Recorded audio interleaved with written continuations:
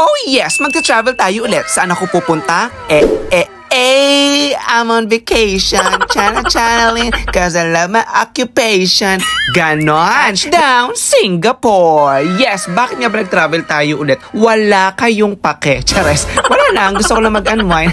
Gusto ko lang mag-chill. Parang nakaka-stress na naman kasi lately. Wala lang. Gusto ko lang i-heal yung inner child ko. Punyatang inner child yan. Sino ba kasi nat-sakitin? Nakakaloka. Ang gasos-gasos tuloy. But anyways, eto na nga. First time po natin mag-Emirates. Kaya naman talaga naman ng bakla. Masayang-masaya na naman. At nakarating na nga tayo dito ngayon sa Singapore Airport. Hindi ko na na-videohan yung sikat dito na may pa falls kasi gabi na. Sa umaga pala maganda yun. Kaya ayan, nagbook na ako ng taxi dahil pagod na ako talaga. Dumating po ako dito ng 10:30 PM. At kaloka, baliktad ang manubela dito. At sobrang amaze ako sa daan pa lang dahil, ayan na ang inner child. Nag-heal na siya. Google ko lang to nakikita. But anyways, lilibutin natin to kinabukasan. Sa ngayon ay magpahinga muna tayo at nakarating tayo dito sa aking hotel, ang D Nova Hotel. By the way, ang mana binayaran ko sa taxi, in fairness, nasa 30 Singaporean dollars, mga nasa 80 dirhams yon. Kaloka. At ayan, itong hotel ko pala na to ay binuko po ito via booking.com. Nasa 946 dirhams to for 3 nights and 4 days. Napakaliit lang ng room, pero malinis lang naman siya. Tsaka sakto lang sa akin dahil mag-isa lang naman ako.